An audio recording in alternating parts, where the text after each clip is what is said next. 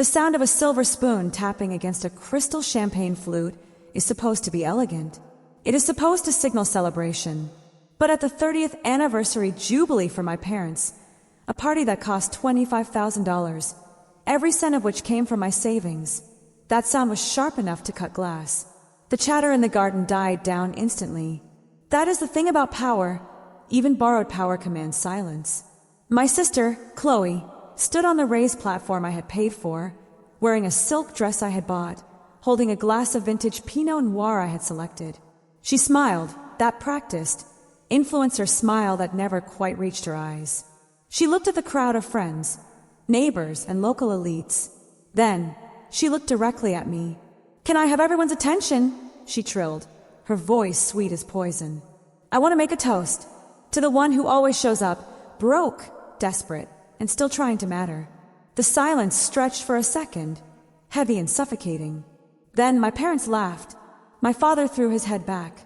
My mother giggled behind her hand. They weren't embarrassed. They were amused. And in that moment, the betrayal wasn't a knife in the back. It was a spotlight in the face. Drop a comment and let me know where you're listening from and what time it is for you right now. I'd love to know who's part of our community. I didn't gasp. I didn't cover my mouth in shock. I didn't feel the hot sting of tears pricking my eyes. I am a senior risk analyst.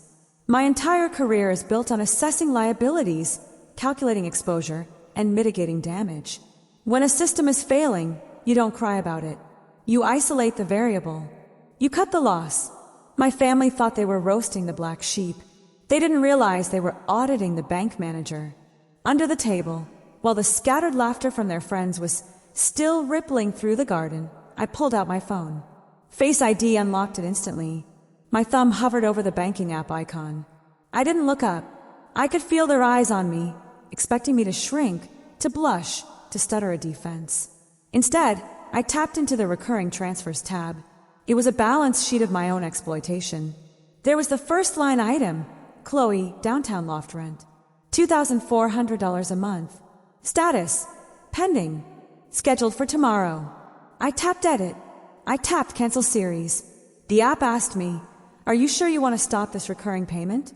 I didn't hesitate. I tapped yes. Next line item, mom and dad mortgage assistance, $4,800 a month. The price of their image, the cost of the very garden I was sitting in.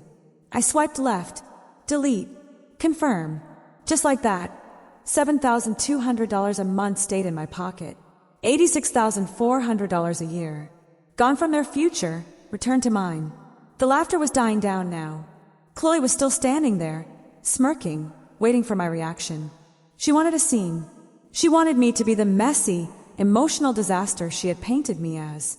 I locked my phone and set it face down on the white linen tablecloth. I stood up.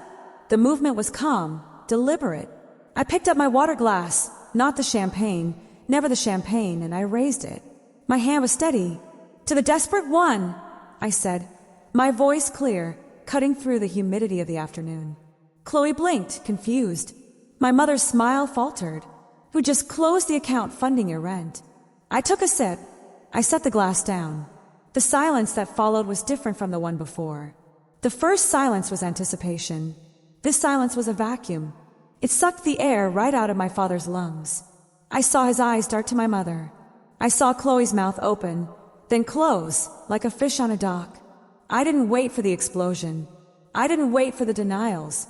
I turned around, picked up my purse, and walked toward the side gate. "Ava, wait!" My mother hissed, her voice tight with sudden panic. I kept walking. My heels clicked against the stone path, a rhythmic, steady beat. Click, click, click. It sounded like a countdown. I walked out of the garden, past the valet stand I had paid for, and into my car. I didn't look back at the house. It looked smaller in the rearview mirror. It looked like what it was, a bad investment I had finally written off. I made it 3 blocks before I had to pull over. I parked in the empty lot of a pharmacy, killed the engine, and just sat there. My hands were gripping the steering wheel, so hard my knuckles were white. I wasn't crying. I wasn't hyperventilating.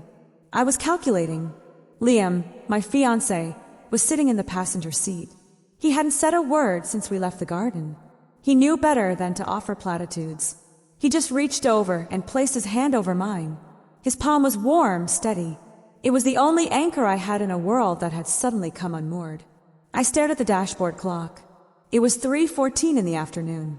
By this time yesterday, I would have already transferred the funds.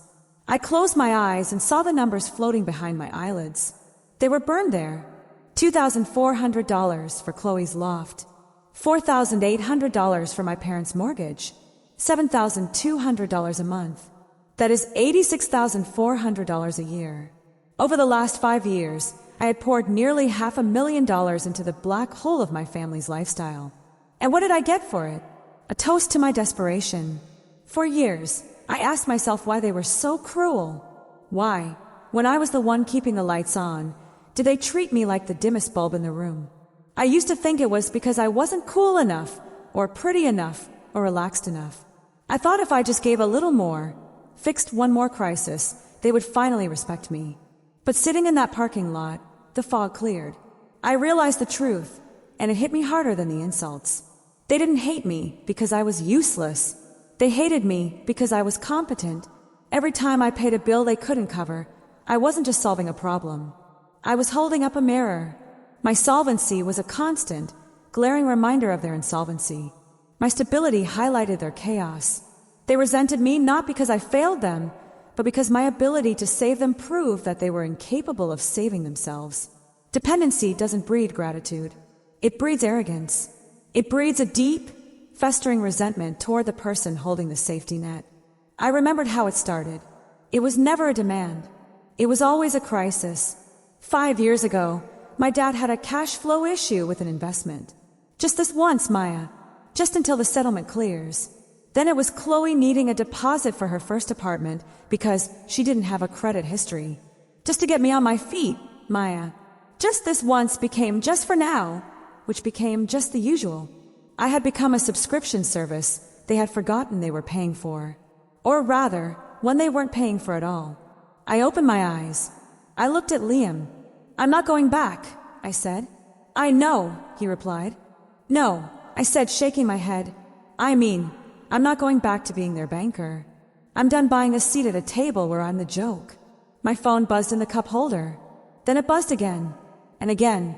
The screen lit up with a cascade of notifications. The silence of the garden was over. The noise was just beginning. If you want to know who someone really is, don't give them what they want. Tell them no, and watch the mask fall. The messages didn't start with apologies. They didn't start with concern. They started with outrage. First, it was my mother. "You humiliated us," she wrote. "The senator's wife asked me if everything was all right. Do you have any idea how embarrassing that is? You need to come back and apologize. Now." Then my father. "Mortgage transfer didn't go through. Fix it immediately. This isn't a game, Maya.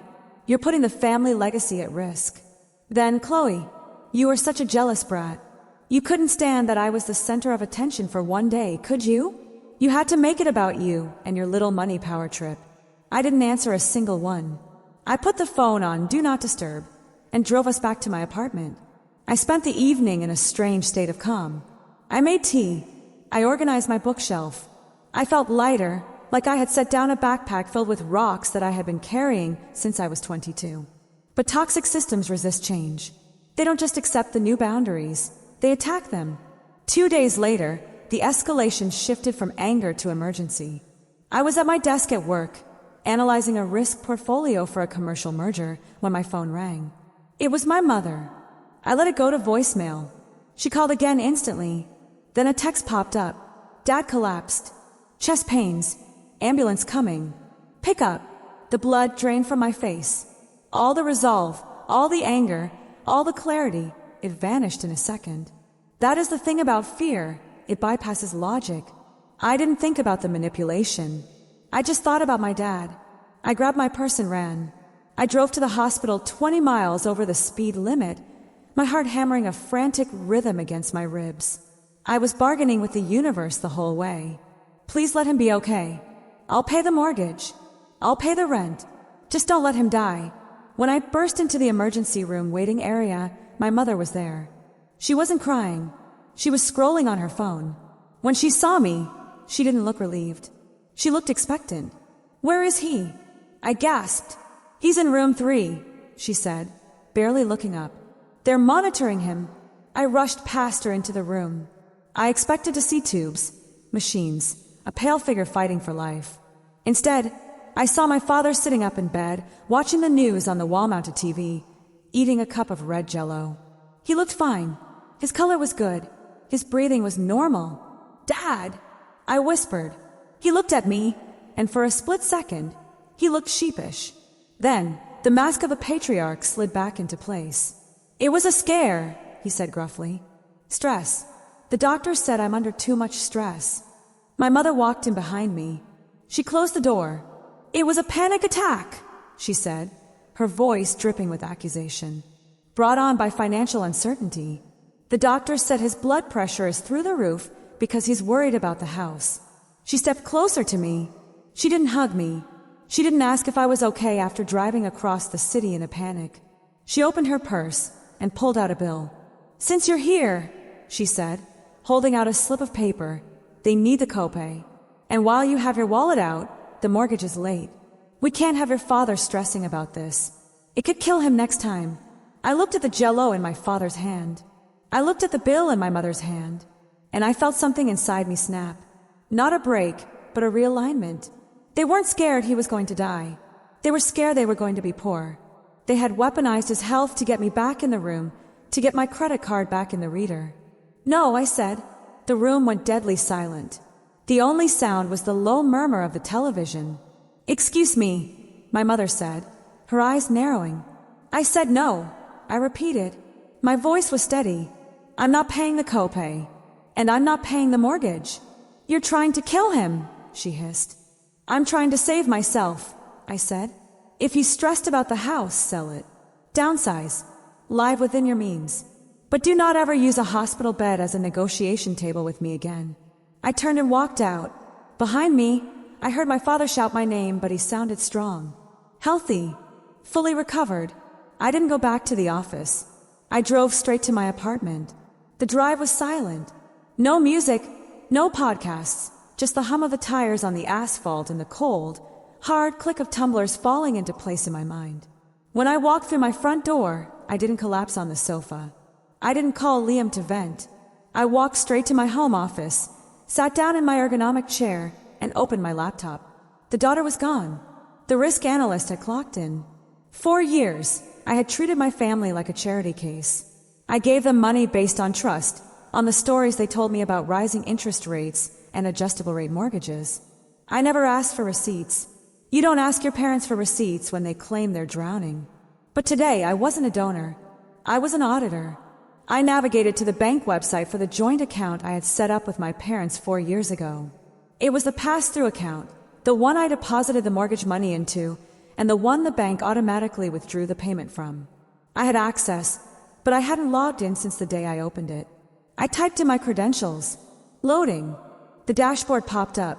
I pulled up my own spreadsheet on a second monitor.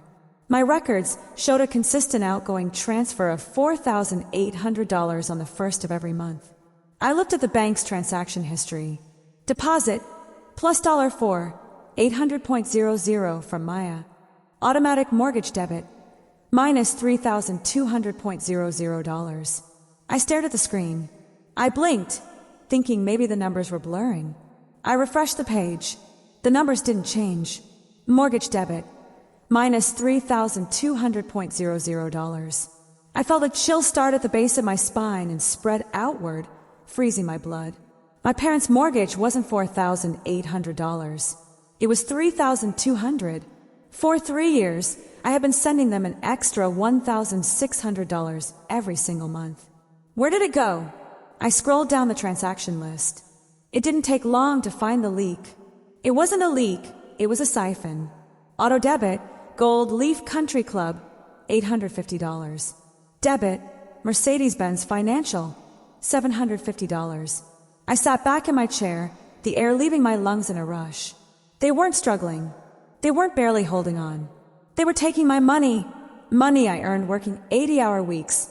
Money I sacrificed vacations and dinners out to send them, and they were using it to fund a country club membership and a luxury car lease. The stress my father had?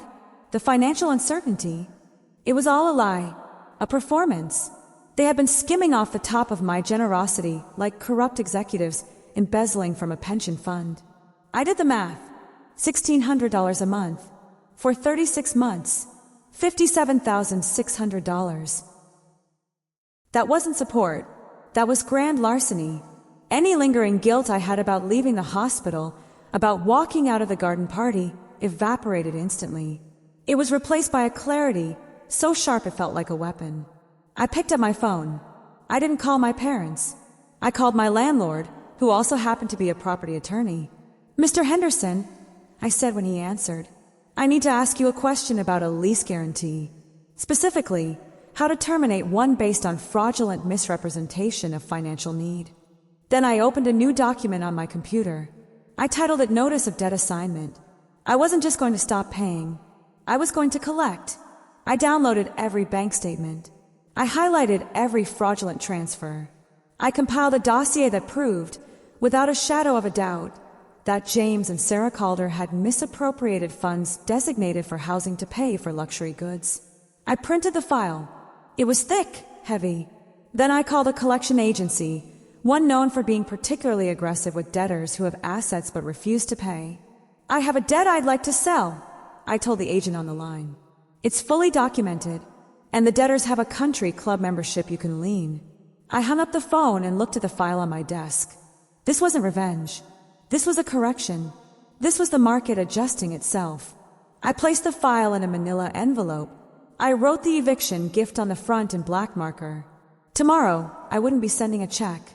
I would be serving notice. The knock on my door came at 7:15 p.m. It wasn't the polite rap of a delivery driver.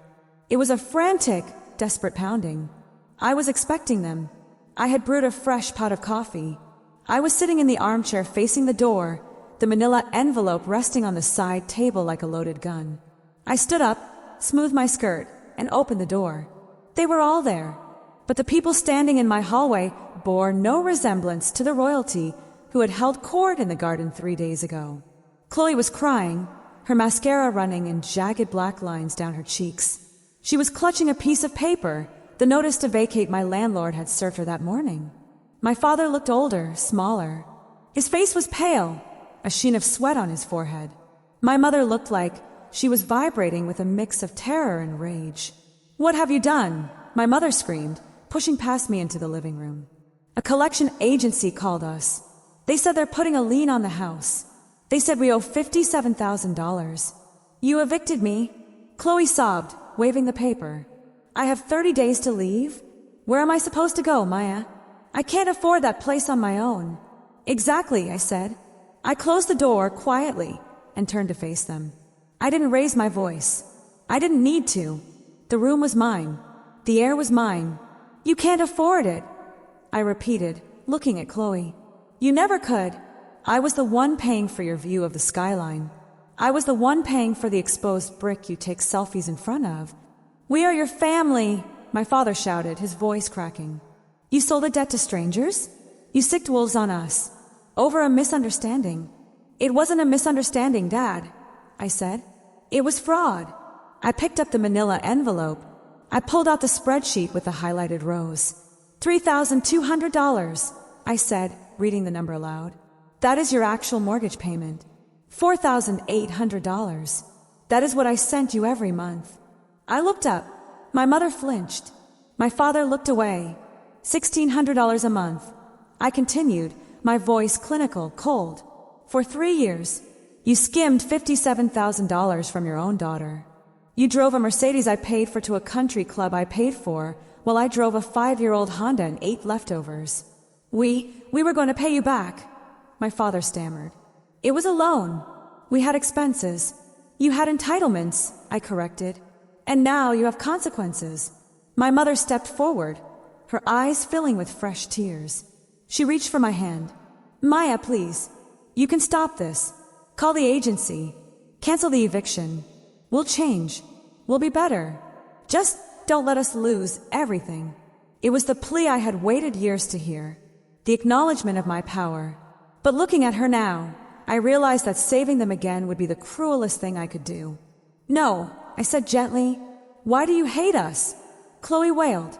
I don't hate you, I said. I'm finally respecting you. I looked at them, really looked at them. 4 years, I treated you like children. I shielded you from every bad decision, every bill, every reality. I thought I was helping, but I wasn't. I was crippling you. I robbed you of the dignity of consequences. I handed the envelope to my father. He took it with trembling hands. Being an adult means facing the math of your own life, I said. It means that when you steal, you get caught. When you don't pay rent, you move.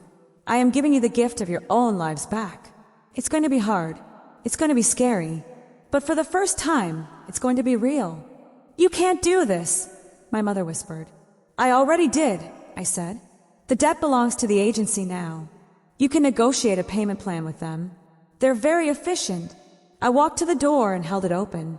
They stood there for a moment, stunned, waiting for the punchline, waiting for me to crack and pull out the checkbook. But the risk analyst doesn't negotiate after the deal is closed.